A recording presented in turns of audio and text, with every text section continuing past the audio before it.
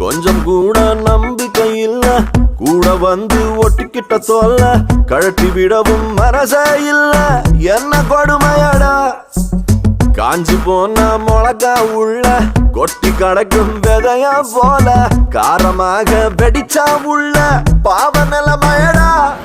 ஆகாயம் மேலேதான் அழகான மேகங்கள், அண்ணாந்து பார்க்க நேரமின்றி போவது எங்கேயோ.